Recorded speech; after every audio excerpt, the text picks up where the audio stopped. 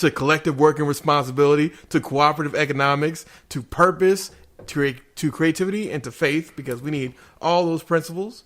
As you know, Kwanzaa is a holiday started by us. Nigga, we ain't celebrating no Kwanzaa. Crappy Christmas, nigga. Man, Kwanzaa was first celebrated in 1966. This is us. This is our holiday. Nah, nigga, we got Christmas. Nah, man, fuck Christmas. Fuck Christmas. Fuck Christmas. Fuck Christmas. At the same time, if you want to celebrate Christmas, it's on you, because I'm not ever going to be one to tell somebody, you can't celebrate Christmas. But for me and myself and my house, fuck Christmas. Fuck it. I wonder where your Christmas tree is. Exactly. I don't even put up no Christmas tree. Ain't no Christmas tree. What do you think about Armstead? Crank that Christmas. You gonna crank that Christmas? Nah, I ain't crank that Christmas. I ain't cranking the Christmas. Woo, hit that mistletoe. Woo, hit that mistletoe. Woo, on that mistletoe. 24, 5, 8 days of Christmas. We gonna celebrate them all. Man, all I'm looking forward to is for Christmas like this month. I'm looking forward to. I mean, you could also do New Year's. I mean, again, this is up to you. I'm looking forward to the gym being empty for a while. Oh shit, yeah, it is gonna be empty because people gonna have their New Year's resolution, so they're gonna fall off for a minute, and they're gonna come right back. But I'm looking for the gym to be definitely empty for a while, and then I'm looking for the gym to get full, and then a lot of people coming up to me. Oh my lord, coming up to me and asking for service because I am a trainer. I mean, that's not bad, and I'm looking to make some money. It's not bad. It's not bad. I'm glad. It is. I forgot that the weeks leading up to Christmas, everybody forget the gym. Yep. They act like it don't even exist. They're like, oh, there was a gym. Yeah. Remember that commitment that you made? Mm-hmm. Yeah. The gym didn't go anywhere. The gym doesn't forget. The gym doesn't forgive. It's the gym. But we're going to go ahead and transition topics. So the topic we're going to talk about right now is we're going to go into the Atlanta United MLS Victory. Yeah. I'm glad that they took it to what was the strip that? Club.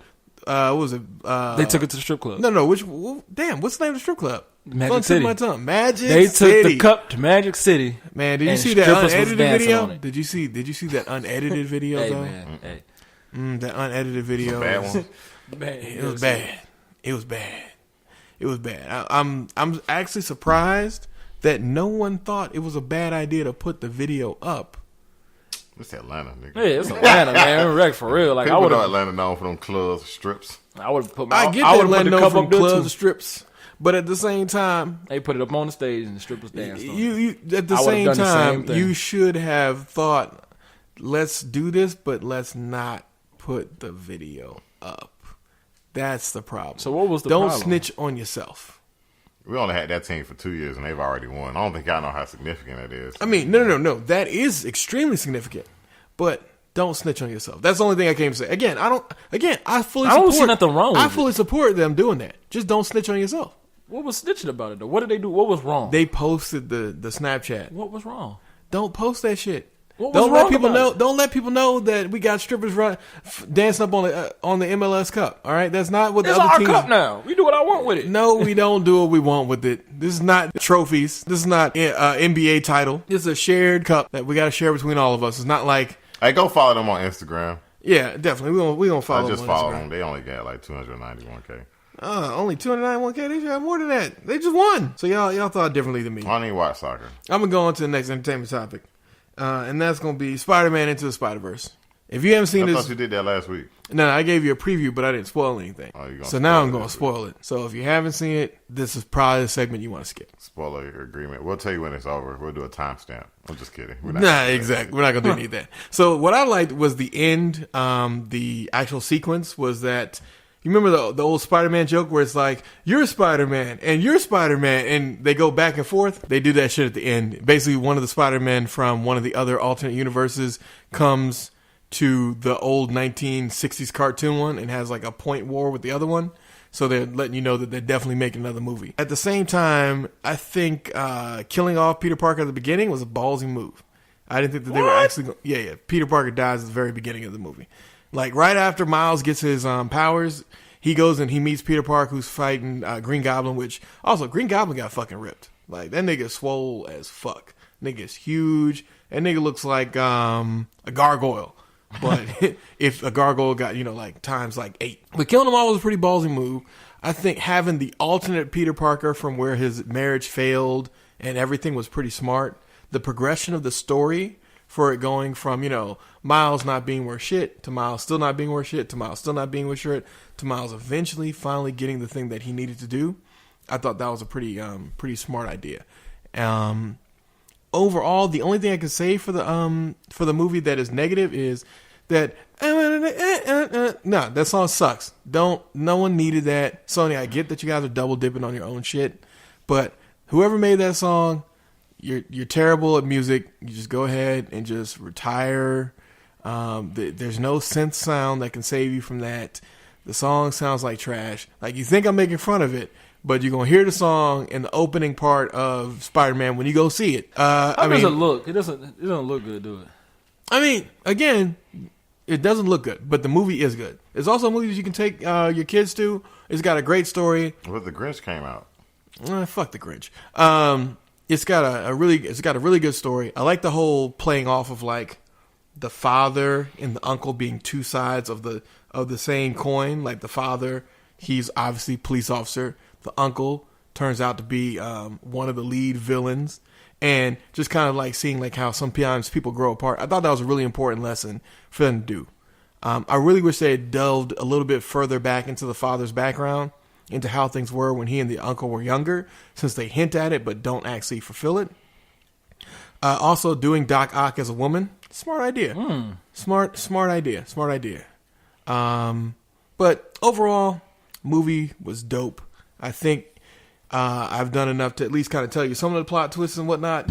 But I haven't, revealed the whole thing. You don't know like who the main villain is or anything like that. I've given you some little Wilson Fisk.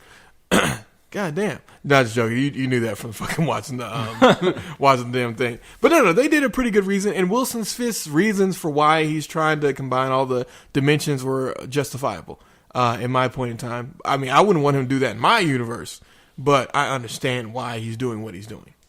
Do you get the fuse with the good you or no? No, there's no fusing. No, it's just actually, yeah. Because actually what's happening is they're dying by being in our dimension. No. Really? Yeah. Because their atoms don't like it. They're not very jazzed about that. Ripping that straight from fat Peter Parker, which was also pretty funny. Because everybody was like, "Oh, Spider-Man, you got a kind of a gut." And he's like, "All right, first of all, y'all niggas gonna stop talking about me like this." And it's like, "Damn, Spider-Man, you just gonna take that? Just gonna take that, Spider-Man?" Yeah, but he did. But moving into the next topic, I wanted to review Widows before the end of the year. So, Reed, what are your thoughts on Widows? I think we already did that. No. You said that we were going to talk more about it once I actually had seen it. Yeah, I saw it. Oh, it was a powerful performance from Viola Davis. Yes. Although her character was one-dimensional. Her character was one-dimensional. boring. And also, I feel like she didn't really threaten people enough. I feel like she really should have threatened them and be like, "Look, bitches, I'm going to tell them where all y'all live and your kids. I'm going to get all of us killed." And I told you about the dog. Mm-hmm. Yeah. So I would say go see it. Are we still trying to ruin it or not ruin it? I mean, no. It doesn't matter. So it's been a month. Yeah, it's been a month. If you ain't seen it by now, you ain't trying to see it. Spoiler alert! Spoiler alert! Spoiler alert! So the movie's a heist movie, all right? So their husbands go do a job. The job fails. It's for them. And all their husbands supposedly died while doing this job. And now they owe somebody some money for the job they was doing against the person. And at the same time, there's a parallel plot. Correct. Somebody running for... Paperboy is who they owe the money to. Paperboy. Go and get that paper, boy. Damn. Yeah, they owe it to him. Yeah, So he's running for... It wasn't comptroller. Alderman. Yeah, He's basically. running for alderman who's a black guy. And there's a Yeah, in white Chicago in the 18th ward. guy running for alderman as well. Yeah, the white guy is I forget what that guy's name is, but he played his role good. He played his role good. The same black guy, Paperboy, we're gonna keep calling him. He was the one that their husbands robbed, right? Yep. They robbed Paperboy, and Paperboy's brother, who is that nigga. Get out, Sama. Hey, he played a gangster. He played gangster, man. That man is a good gangster. Every time he came on the screen, he like, I ain't goddamn, mention that. somebody I going. ain't mention that. I like how they killed him too. Yeah, they did do a good job. Yeah, he Which died. I mean, spoiler alert, he died. But you're right. I think the way that it ended, they could make a sequel, but I'm really hoping that they don't because I like how they ended it. I like how Everything. everything. What was her dog in the end? Because she was carrying that dog everywhere. I don't understand why. I mean, I feel like she dropped that dog off at. You remember that last point in time when she dropped the dog off? Like a doggy daycare. Yeah, like doggy daycare, and she ain't never picked that nigga up since. Yeah, why though? I felt like, were we missing something, or was that the dog that he gave her? Or the dog was something that he gave her to make up for the son thing. Which we're not gonna get too far into that plot because if you're gonna see the movie, you're gonna need to know, or you're gonna need to watch it. Also, completely believable that scenario happening, but also. The job they were pulling off wasn't really that hard. Yeah, the job that they were pulling off really wasn't bad at all. Yeah, I would do that. Yeah. I mean, look, man, for $5 million, yeah, count me in, nigga. Count me in. I don't know if $5 million worth it. I mean, for $5 million, it's worth it for who you're ripping off because they weren't going to come after you. Yeah, they cut it. Yeah, exactly. Now that first job, stealing $2 million from Paperboy, the hell to the fuck? No, I'm gonna do that. Not gonna do that shit. But robbing a corrupt congressman who stole that money, who can't really do much about it, yeah, rob that nigga. Rob that nigga 10 times out of 10. 10 times out of 10. 10 times out of 10. Wins and losses? Wins and no, I'm going into music. So Kodak Black's new album dropped, Dying to Live, and I'm gonna let y'all guess. How do you think it went? Is it Z shit? Oh, it's just straight shit. It's straight shit. It's Z shit. It's some straight shit. It's some straight shit. It was trash. Kodak Black cannot rap, and he cannot really make songs. It wasn't even about that. Like, Testimony was a terrible song to start off with. Testimony, I just be on shit. I'm just testimony. Did he do was the hook something like that? Yeah, the hook was something like that. The hook was something like that. Testimony, I ain't trying This to Forever tell him was terrible. Shit. Identity Theft was trash. Gnarly. Anytime that I feel like Lil Pump did a good job, you making it bad that's the one for you me. Hate, right? Well, no, I don't Suppose hate Lil Pump is going through some issues right now. He got arrested, didn't he? Yeah. I mean, Lil Pump been wild now for a while. He should have listened to J. Cole. But Lil Pump aside, anytime I'm rooting for Lil Pump over you and your own shit, that's not a good song. Z shit was Z shit. Now, Mosh Pit I thought was pretty good. Transgression felt like, nigga, why are you snitching on yourself? Transgression, if you get a chance, listen to that song. This nigga basically tell all his business, all his people, and all the troubles that he's been going through. Now, Malcolm XXX, I thought at first, I was like, this nigga gonna be over here fucking it all up. But it actually turned out to be a good track. It actually had like a purpose behind it. That was probably my most liked track off the whole project. And then pretty much everything else was trash. From Calling My Spirit to In the Flesh to Close to the Grave to From the Cradle to If I'm Lying, I'm Flying to Needing Something to Could Have Been Different. He could have killed all them tracks and the album would be at least decent. But with all them left on there, plus the start of it being meh, it was terrible. Kodak Black, I don't know why he did this. I see that you're getting a lot of press. And of course, Kodak, since we're not a news station, I am going to call you on your bullshit. Was Ebro a hater when he tried to call you out on your shit on live and get you to discuss something? Yeah, he was a hater. But at the same time, nigga, I can't believe you thought, or let me phrase this is not for you, Kodak. This is for your record label.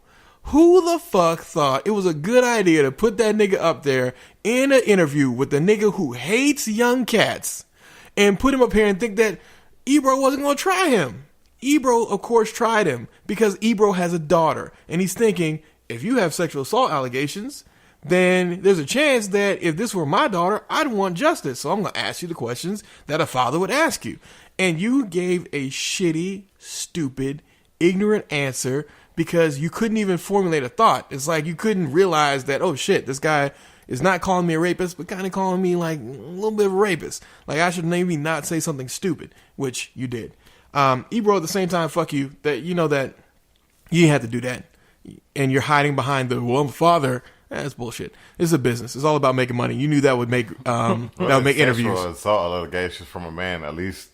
Well, he got to do. Whatever. You just on some white people bullshit. Fuck you, Ebro. Yeah, Ebro, because the Breakfast Club did a much better interview and actually got Kodak Black to talk. They got him to try to, like humanize himself. And also, I feel like the record label finally had somebody sit down with him and be like, look, all this ignorant bullshit, do ignorant bullshit, but if somebody asks you a smart question, you better have a smart fucking answer. Smart.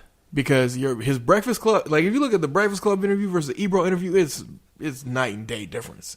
Like you can tell, one, he didn't want to be there with Ebro, which is like, whether you like it or not, Ebro's big in New York. No, fuck Ebro. Again, whether we like it or not, Ebro's big in New York. Yeah, so if you knew you were going to have to go there. What part of New York, though? City? The city? Yes, New York City. New York? Yeah. He's like number 2. because it's Club. Breakfast Club number 1, and then Ebro's number 2. Ah, And then everybody. That's why nobody listens to New York music but New York people.